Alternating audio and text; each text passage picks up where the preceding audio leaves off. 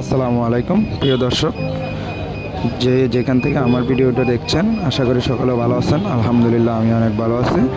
তবে আজকে 25 মে 2026 তারিখে আমি চট্টগ্রাম থেকে খাগড়াছড়ির উদ্দেশ্যে রওনা হই এবং জায়গায় জায়গায় গরুর বাজার বসে রাস্তাটা এত পরিমাণ জ্যাম করে রাখছে, মানুষের যে ভোগান্তি আপনারা ভিডিওটা দেখলেই বুঝতে পারবেন যে কিভাবে রাস্তা ব্লক করে মানুষগুলো হাঁটতেছে এবং কি দাঁড়িয়ে আছে এবং কি রাস্তার পাশেই গরু বাজার, গরুর হাট।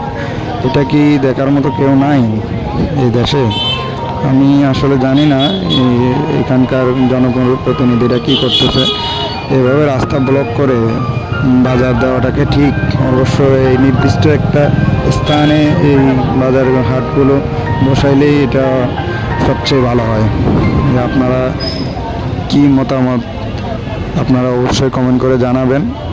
এবং সাথে সাথে বলতেছি, মানুষের এই দুর্ভোগ সৃষ্টি করার জন্য এটার পিছনে কারা দায়ী অবশ্যই এটা আপনারা কমেন্ট করে জানাবেন। এটা কি এড়ানো যায় কিনা, কোনোভাবে সম্ভব কিনা? আসলে চাইলে, যদি মন থেকে চাইতো যে আসলে ওইটা রাস্তার ভিতরে দিলে মানুষের ভোগান্তি হবে, রাস্তার যানজট সৃষ্টি হবে, তাহলে এটা